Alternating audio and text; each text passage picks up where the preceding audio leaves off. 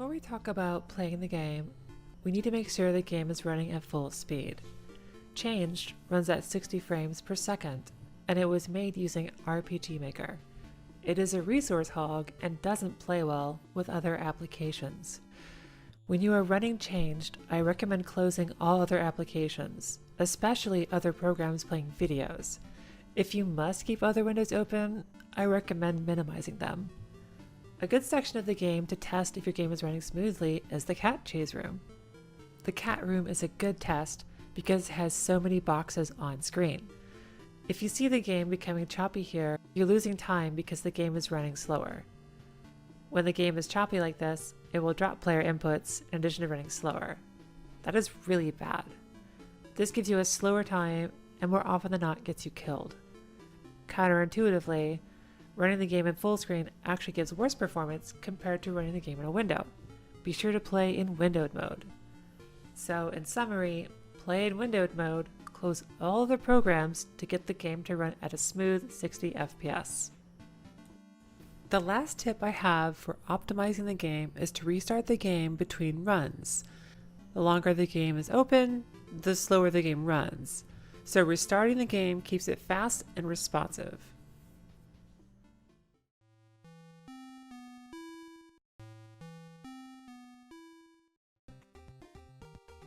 If Colin is standing still and you press a key, he moves. Pretty basic. If you press and hold a movement key, let's say up, Colin moves up. If you then press a second movement key after Colin's moving, Colin will move in the new direction that was pushed. This movement technique is called buffered movement or buffered input movement. This technique is especially useful in the last room of the game. In this example, we're going to show how we use buffered movement to move optimally around this crystal. First, we press and hold the up key. Then, in the middle of Colin's walking animation, we press and hold right. Just after Colin walks past the crystal, we then hold the down key. Optimizing movement requires mastery of this trick, so practice it.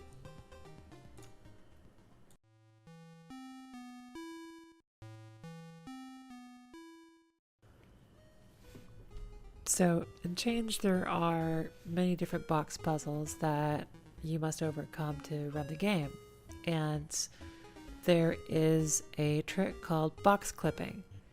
And what box clipping allows you to do is that you can push a box and you can move immediately after doing it. So pushing boxes doesn't take up any time. So that allows Colin to, in some situations, clip through boxes. I guess in short, the hitbox of the box is one tile in front of it. So when Colin pushes a box, the hitbox of the box, this is actually kind of confusing, the hitbox of the box it teleports basically. The hitbox teleports, allowing Colin to kind of clip inside the box immediately after you push it. And so that also explains these kind of quirky animations when Colin's pushing the box, because he's actually like stepping into it while the animation of the box is playing. So we can take advantage of this in a number of situations. So most noticeably here in the escape, the Dark Maze escape, we clip through boxes a few times there, and that saves a ton of time because you don't have to wait for the animation to finish. So be on the lookout for using box clip in your run, and it will save you a ton of time.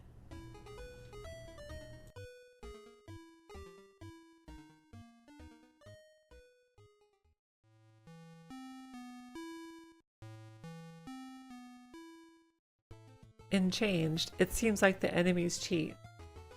They seem to kill you from several tiles away over and over again.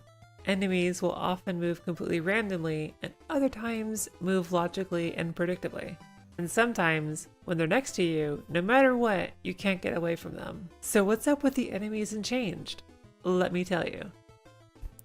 When an enemy in Changed is moving, their hitbox is ahead of the animation. So for example, when Blobby is moving up, his hitbox instantly moves into the tile he's moving into. If Colin is moving into that tile as well, Blobby will instantly kill you, because Colin's hitbox does the same thing. All enemies in Changed also work this way. Their hitbox is always one step ahead of their animation. The second quirk of the enemy hitboxes is that they only occupy a single tile in the center of the sprite. So many enemies appear 3 tiles wide, but in reality, you can step inside their sprite on the left or the right side. This is especially noticeable in the library when Colin steps on the shadows and other enemies on the floor.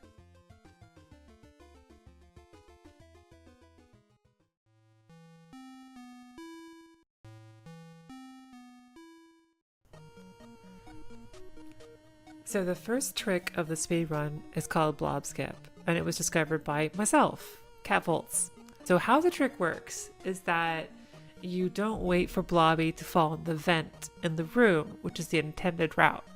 You kind of run past Blobby, go to the vent, push the button, and then sprint for the door.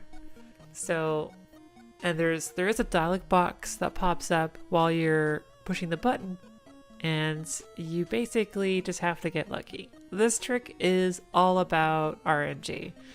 And I think most of my resets come from this one trick because it's so inconsistent. At this time, I don't have a consistent setup for this trick. It's just kind of something you kind of have to improvise because you have to react to how Blobby moves in this room. So here is the side-by-side comparison of Blob Skip.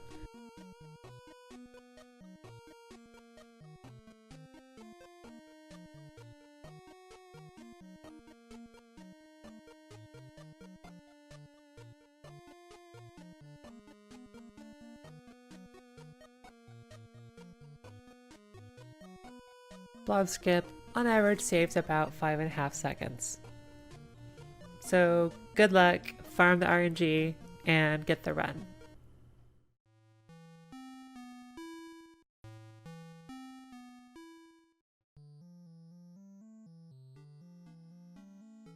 The next topic I want to talk about is the sneak section, and a special thanks to TriangularPrism for discovering this optimized route through this section of the game. And this optimized route is very, very precise. So it takes a lot of practice to get this new optimized movement down. So this optimized route works because Colin can move like a second before the lights go fully off. And this allows us to skip a section entirely in this room here. So in this exact spot is where the trick begins. You're basically waiting for this pathing enemy to move right onto this specific spot. Despite the fact the lights are completely on and you're completely surrounded by enemies, you have to press the right key to begin moving. When you arrive at this part of the map, there's a safe zone of these tiles. So Colin can move in these spaces when the lights are completely on.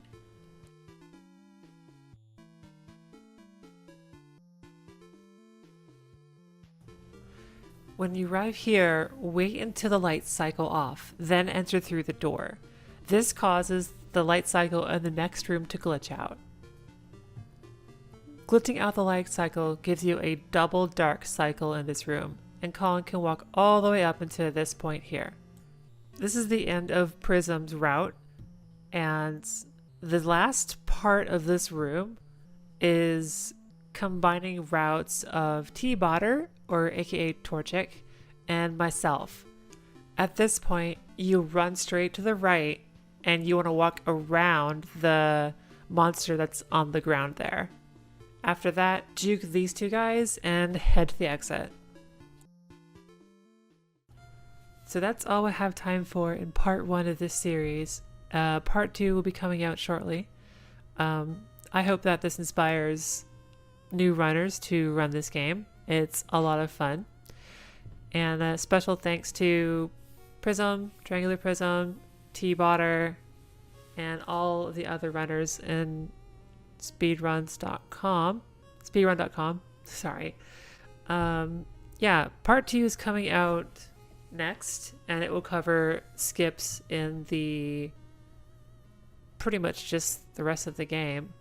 Yeah, so thank you so much. I'm impressed if you watched this far. Also, if you're new to Changed and don't know what it is, it's a game on Steam by DragonSnow. Please, please, please buy it. It is a lot of fun. The soundtrack is also on Steam, so check it out on the Steam store page. Thank you again, DragonSnow. If you want to get in touch with the other Speedrunning community, we are hanging out in my Discord, so 4 or 5 of the other runners are there as well. So that link is in the description. And if you like this content, be sure to subscribe, click that bell.